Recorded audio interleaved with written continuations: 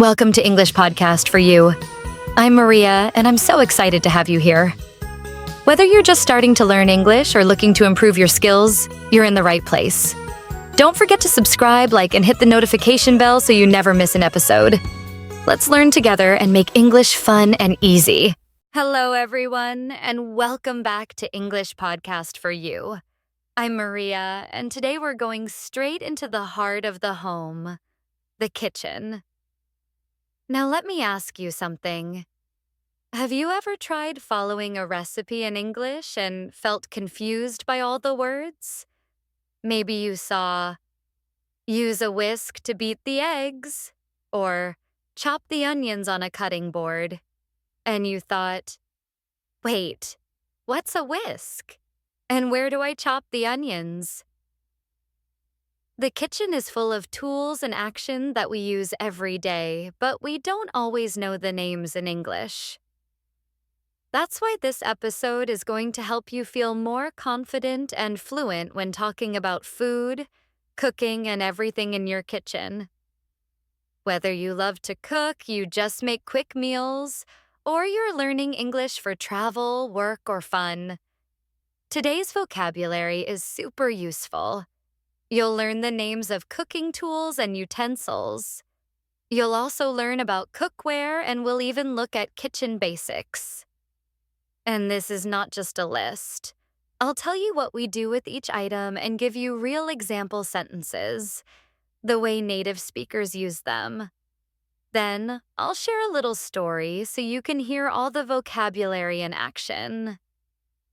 So, grab your favorite drink, get comfortable, and maybe even head to your kitchen while you listen. Because by the end of this episode, you'll be able to say exactly what you're doing in English. From slicing a tomato to boiling pasta or baking a cake. Ready?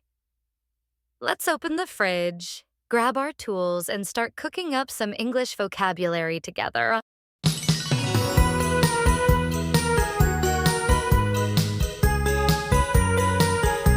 Let's go over the essential tools and objects in the kitchen. I'll tell you the name and how to use it. Are you ready? Knife for cutting vegetables, fruits, and meat. Be careful, it's sharp. Example: I used a knife to cut the tomatoes into small pieces. Cutting board. Place food on it before cutting. Example: I always use a cutting board when I chop onions. Peeler removes the skin from potatoes or carrots. Example: she peeled the potatoes with a peeler. Grater, used for grating cheese, carrots, or even garlic. Example: he grated some cheese for the pasta. Whisk, used for mixing eggs, cream, or sauces. Example: I whisked the eggs in a bowl. Spatula, for flipping pancakes or mixing in a pan. Example: she used a spatula to flip the pancakes. Tongs, used to pick up hot food without burning yourself. Example: I used tongs to pick up the hot sausages. Ladle, a big spoon to serve soup. Example: he poured the soup with a ladle. Colander, used to drain pasta or wash vegetables. Example: I drained the pasta in the colander. Rolling pin, for flattening dough when baking. Example: he rolled the dough with a rolling pin. Pot, used to boil pasta, rice, or soup. Example: I boiled the pasta in a big pot. Pan, frying pan, used to fry eggs, cook meat, or saute vegetables. Example: she fried the eggs in a frying pan. Baking tray, used in the oven for cookies or roasted vegetables. Example: he placed the cookies on a baking tray. Stove, where you place your pots and pans to cook. Example: I put the pot on the stove to boil water. Sink, used for washing dishes or vegetables. Example: I washed the apples in the sink. Dish rack, where you place clean dishes to dry. Example, I placed the clean plates on the dish rack. Last Friday evening, I invited my best friend Emma over for dinner. I wanted to cook something delicious and homemade, so after work, I stopped by the grocery store and picked up some fresh vegetables, pasta, and cheese. When I got home, I went straight to the kitchen. I put the groceries on the counter and opened the fridge to store what I didn't need yet. Then I washed my hands in the sink, tied my hair back, and got ready to cook. First, I grabbed my cutting board and a sharp knife. I chopped onions, garlic, and some tomatoes. I used a peeler to peel a couple of carrots and then sliced them thinly. As I worked, I placed all the chopped vegetables into small bowls to keep things organized. Then I filled a large pot with water and put it on the stove to boil. I added a pinch of salt and waited while it heated up. While waiting, I used a grater to grate a big block of cheese. My arms got a little tired, but I knew it would be worth it.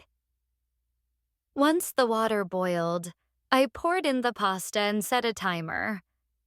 I stirred it occasionally using a spatula just to make sure it didn't stick. At the same time, I put a frying pan on another burner and sautéed the onions, garlic, and carrots in olive oil. The smell was amazing. When the pasta was ready, I poured it into a colander to drain the water. I always use the colander carefully so I don't splash hot water everywhere. Then, I mixed the pasta with the vegetables and added a little butter and the grated cheese. I stirred everything together using a wooden spatula. Next came the salad.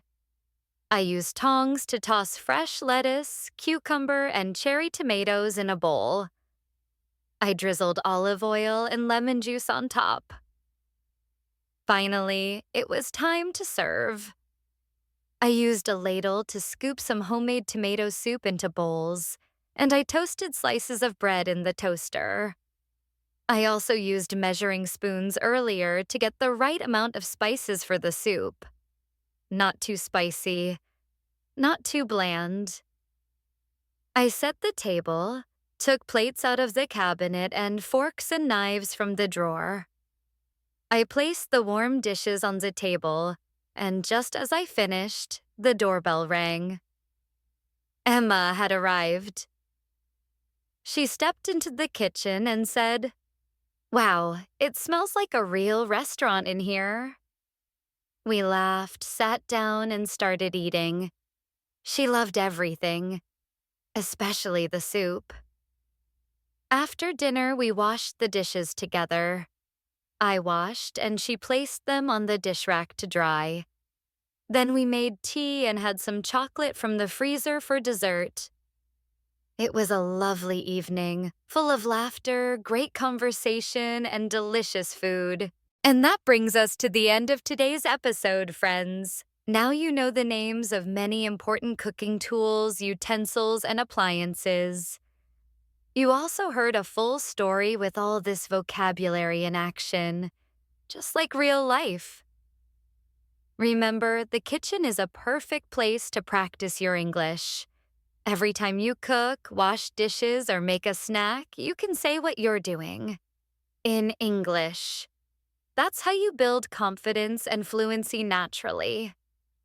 Whether you're peeling carrots, boiling pasta, or grating cheese, say it out loud. I'm using a spatula. I put the pot on the stove. I opened the fridge. These small daily moments help you learn faster and remember longer. This week, I want you to go into your own kitchen and choose 5 to 10 items you use every day. Say their names out loud in English. Describe what you do with them using simple sentences. For example, I use the knife to chop vegetables. I put the bread in the toaster. I store food in the freezer. You'll find a PDF in the description. It includes today's vocabulary, example sentences, and the story. You can read it out loud, shadow my sentences, and practice speaking with me. Keep practicing every day, and I promise you'll feel more confident in the kitchen and in your English. Thank you so much for joining me, and I'll see you in the next episode. Until then, happy cooking and happy learning.